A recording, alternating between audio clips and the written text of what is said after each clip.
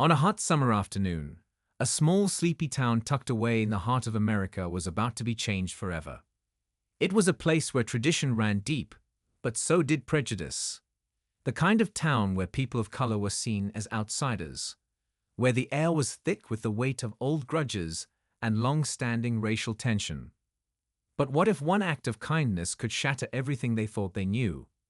What if the very thing they feared the most, a black biker, was the key to healing years of hatred and division? This story begins with a man named Marcus.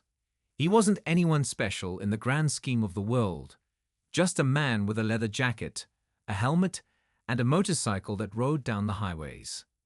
But Marcus had something that set him apart from the rest: an unshakable belief in the power of kindness. He had seen enough of the world to know that it wasn't the color of your skin that mattered, but the content of your heart. Little did he know, his journey would take him straight into the heart of a town that had never been willing to look beyond skin color. As he cruised into this quiet town, the reactions were immediate and harsh. Heads turned, whispers started, and the town's long-standing fears were reignited. To them, a black man on a motorcycle wasn't just a stranger, it was a threat. Their assumptions were clear, and their judgments immediate. The townspeople had a way of doing things. They had their traditions, their comfort zones, and they made sure that anyone who didn't fit into that mold knew they were unwelcome. But Marcus wasn't the type to turn around or back down. Rather than retreat, he stopped at the local diner, a place that hadn't seen many faces like his. It was a bold move. Inside, the chatter stopped as soon as he stepped through the door. The server, a young woman named Sarah, couldn't help but glance nervously at the other patrons. The town had never been kind to outsiders, and a black man on a motorcycle wasn't just a rarity. It was a disruption to the way things had always been. But Marcus wasn't there to start a fight. He was there to share a meal, to be part of a community he didn't know. When Marcus ordered a cup of coffee, the room seemed to hold its breath. People stared, some with curiosity, others with suspicion. But Marcus didn't flinch. He sat down, took a sip of his drink, and quietly began to take in the room. It was a moment of silent rebellion, not against the people in the diner, but against the very walls that had been built by generations of division. Little did the townspeople know, this was the beginning of something that would change their world. It wasn't long before Marcus began to notice something that most others would have missed. A few of the townspeople weren't just watching him, they were intrigued. Sarah, the waitress, was one of them. She hadn't grown up with the same prejudices that ran through the older generation, and while she wasn't sure how to react to Marcus, she couldn't help but feel drawn to him. She brought him a second cup of coffee, something that felt simple but meaningful in a town where gestures like this were often reserved for people who fit in. As the days passed, Marcus kept returning. Each time, he made small efforts to connect with the people of the town. At first, his presence was met with cold shoulders, but over time, something began to shift. People who had never once looked beyond their narrow world started to wonder about Marcus's story. Why was he so different? Why was he so kind, despite the way he was treated? Slowly, people began to speak to him, not just out of curiosity, but out of a genuine desire to understand. But not everyone was ready for change. There were those in the town who didn't want to see things through Marcus's eyes. They clung tightly to their hatred and fear, determined to keep their way of life intact. These people viewed Marcus not as a person, but as a symbol of everything they feared. The town was at a breaking point, and the tension in the air was undeniable. But Marcus didn't give up. He continued to show up, continued to extend kindness, no matter how hard it became. As the days went on, a small miracle began to unfold. People who had once sneered at Marcus found themselves questioning their own beliefs. They started to see that kindness and generosity weren't reserved for those who looked like them, but for everyone. A simple act, like Marcus helping a local mechanic fix his bike, began to break down the walls of hatred that had been built over years. Some residents even found themselves offering apologies, not because they had to, but because they finally realized that they had been wrong. The transformation was slow, but it was real. More people came to the diner, sat with Marcus, and shared stories over coffee. And for the first time in years, the town felt a shift. A crack in the walls that had kept them divided for so long. But just as things began to look promising, something unexpected happened. A group of town elders, the ones who had the most influence, decided that enough was enough. They couldn't stand to see the town changing, and they saw Marcus as the root of that change. It was a decision that would have far-reaching consequences. What happened next? Did the town fully embrace the change Marcus had sparked, or would they push him out and continue down their dark path of hatred? The battle for the soul of the town was far from over, and it was up to Marcus to decide just how far he would go to make sure the message of kindness and unity would prevail. Would the love he showed to the people of this town be enough to change them for good, or would the fear and hatred they held so tightly to drive him away? Stay tuned, because this story isn't over. The power of one person's generosity might just be enough to change the world, or it might be the catalyst for a battle that no one saw coming. The town had always been like this, a quiet place where the years seemed to stretch on, undisturbed by the outside world. But even in a town this small, history ran deep. Its streets held memories of generations past, of family ties, of moments that defined the way people saw each other. And deep within the fabric of this town was a long-standing belief that some people simply didn't belong. For as long as anyone could remember, the town's residents had lived under the shadow of racial divide. It wasn't spoken about openly, but it was there, woven into every interaction, every unspoken rule. In a way, Marcus was like a ghost, not just because of his motorcycle, the way it rode down the roads, cutting through the silence of the town, but because he brought with him something that they had tried so hard to forget: change. For years, the town had lived in a kind of comfortable ignorance, clinging to what they knew and avoiding anything that might force them to confront their own biases. But Marcus was different. He wasn't just any outsider. He was a black man who refused to conform to the way things were supposed to be. What made Marcus stand out wasn't his appearance. It was the way he carried himself. His calm demeanor, the kindness in his eyes, and his refusal to let the hostility around him break his spirit. People who had lived their whole lives in a town like this had never encountered someone like Marcus.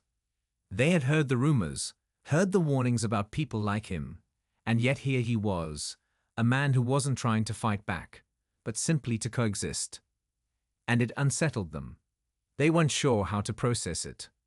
People like Marcus were supposed to be angry, to be bitter, to react to the judgment they faced with hostility. But Marcus didn't. He didn't raise his voice. He didn't demand respect. Instead, he quietly sat in the diner, greeted everyone with a smile, and even when people stared or muttered under their breath, he held firm to his belief that kindness could change hearts. Sarah was one of the first to notice the difference in him. As the young waitress who had grown up in this town, she had always known its rules, its lines of division, but she had never felt comfortable with them. Sarah had watched as people around her clung to their old ways, never questioning whether things had to stay the same. She had grown up with a quiet longing for something more, a world where people didn't judge each other based on the color of their skin or the neighborhood they came from. And when Marcus walked into the diner that first day, something inside her stirred. Over the next few weeks, she began to watch him more closely. He always came in alone, ordered his coffee, and sat quietly in the corner. Sometimes, he would strike up small conversations with people, just enough to break the ice without making anyone feel uncomfortable. Slowly, Sarah found herself gravitating toward him. She'd bring him extra coffee or smile at him in passing. It was the smallest things, but they felt monumental in a place that had been so cold for so long. But as Sarah's curiosity grew, so did the tension in the town. There were whispers in the streets, in the shops, and at the local bar. The town's elders, the ones who held the power and the influence, were beginning to feel the weight of Marcus's presence. They didn't like it. In fact, they couldn't stand it. To them, the town's long-standing prejudices were a part of its identity. It was how they had always lived, and the thought of changing, of opening their hearts to someone like Marcus, was more than they could bear. The problem wasn't just Marcus himself, it was what he represented. He represented change, a shift in the status quo, a challenge to everything they had known. For some, the fear of change was enough to make them desperate.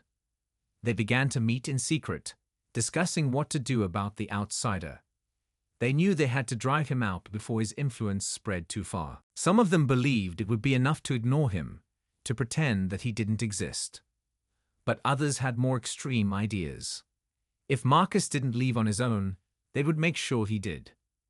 But what the elders didn't realize was that Marcus wasn't going anywhere. He wasn't just there to visit or pass through. He had come to make a difference, to show people what it meant to be human. He wasn't trying to force anyone into accepting him. He was simply trying to show them that they could be better. He had seen enough of the world to know that people were capable of change. But it had to start with one person. It had to start with trust. Meanwhile, Sarah was torn. She had never seen this side of the town, the side that was so willing to cling to fear and hate. But she also knew she couldn't ignore the truth she saw in Marcus. He wasn't like the others. His actions spoke louder than any words of hate the town might throw at him. And the more Sarah saw of his kindness, the more she questioned the things she had been taught growing up. Could one person really change the hearts of an entire town? Could Marcus's generosity, his willingness to listen, to understand, be enough to break down the walls of fear that had been built over generations? The tension was building. The town was on the edge of something, and no one knew what would happen next. Would Marcus's presence be the spark that ignited a change, or would the town's deep-seated fears drive him away? The elders had already started making plans, but they weren't the only ones who were about to make a move. Sarah had reached a breaking point. She couldn't stay silent any longer. She had seen what Marcus was doing to change the town, and she was ready to help him, even if it meant standing against everything she had grown up with. But what if it wasn't enough? What if the hatred was too strong, too ingrained in the town's identity? The town was about to face a choice between embracing something new or holding on to the past. And Marcus, standing on the outside looking in, had to decide how far he was willing to go to make sure the town's heart would change. As the town held its breath, everything hung in the balance. One thing was clear: the fight for change was just beginning, and no one could predict how it would end. The tension in the town reached a breaking point the day Marcus was confronted. It was a Thursday afternoon, and the sun was setting behind the old buildings as he rolled into the diner once again. But this time, things felt different. There was an edge in the air, a quiet anger simmering just beneath the surface. Sarah could feel it as soon as she stepped into the diner. The regulars were whispering, casting furtive glances in Marcus's direction. It wasn't just the elders who were upset anymore. It seemed like the whole town was starting to take sides. Before Marcus had even ordered his coffee, a group of the town's most influential figures, those who had been plotting behind closed doors, walked in. Their eyes were cold, their steps heavy with purpose. They didn't waste time. One of them, a man named Tom, who had always been at the forefront of the town's resistance to change, walked straight up to Marcus. His voice was low, but the threat was clear. "We've had enough of your disruption," Tom said, his words dripping with contempt. "You're not welcome here. You need to leave. Now." Marcus didn't flinch. He had known this moment might come, and he wasn't afraid. But he also knew that it wasn't just about him anymore. It was about the town, and whether it was ready to take the step it needed. "I'm not here to fight," Marcus said calmly. "I'm just here to be part of something, to show that kindness matters, that people matter, no matter where they come from or what they look like." Tom's face twisted with anger. "We've never needed people like you here, and we sure as hell don't want your pity." But then, something unexpected happened. Sarah, who had been watching from the counter, couldn't stay silent any longer. She had heard enough. The weight of the moment was too much to bear, and she stepped forward, her voice shaking but firm. "You're wrong, Tom," she said, her eyes meeting his. "You're wrong about Marcus. And you're wrong about this town. I've seen the change he's brought. I've seen people start to open their hearts. And I won't stand by and let you tear that down." A silence fell over the diner. It was as though time had stopped. The townspeople were frozen, waiting for something, anything, to happen. For the first time, the walls between them and Marcus seemed to be coming down, not because of force, but because of honesty. The very thing that had kept them divided for so long, fear, was now being challenged. Tom and the others stood there, caught off guard. No one had ever spoken to them like that before. But the shift was happening, and it couldn't be undone. One by one, people in the diner started to stand up. Some had been quiet for too long, others had been afraid to take a stand. But now, they saw that they couldn't keep hiding from the truth. The elders looked around, their faces red with embarrassment. They could feel the power slipping from their hands, the control they had held for so long slowly slipping away. But there was no turning back now. The people were speaking, and they were speaking in favor of Marcus and the change he represented. Tom, realizing that the tide had turned, stormed out, his pride wounded. The others followed him, but they were quieter now, their defeat hanging in the air. For the first time, Marcus wasn't just the outsider. They saw him as something more. He was a symbol of a future they had been afraid to embrace. The tension didn't evaporate overnight. The town had a long way to go, and there would be people who would resist the change, who would fight to hold on to the way things used to be. But something had shifted. The cracks in the foundation of hatred had started to form, and it was only a matter of time before they crumbled entirely. As for Sarah, she had never been prouder. She had stood up for what she believed in, even when it meant going against everything she had been taught. She wasn't sure what the future held, but she knew one thing for certain. Marcus had made a difference. He had opened the door to something better, something that the town had been too afraid to see. The next morning, Marcus packed up his things and got ready to leave, just as quietly as he had come. He didn't expect a grand farewell, nor did he need one. His mission had always been clear: to show people the power of kindness, the power of looking beyond fear and hate. But as he revved his engine and prepared to hit the open road, Sarah came running out to him. "You're leaving?" she asked, breathless. "I've done what I came here to do," Marcus said with a smile. "But this town is yours now. It's up to you to carry the change forward." And with that, he turned the key in the ignition and pulled away, the sound of his motorcycle fading into the distance. In the months that followed, the town began to change. People started to talk to each other, to understand each other in ways they never had before. It wasn't perfect, but it was progress. And as for Sarah, she became an outspoken advocate for unity, working alongside the few who had supported Marcus to ensure that the town would never return to its old ways. Marcus had left an indelible mark on the town, not because of any grand gesture, but because of the simple truth he had shared. Kindness, compassion, and understanding could break down walls that hatred had spent decades building. And when the town looked back, they realized that Marcus had given them something more precious than they could have imagined: hope.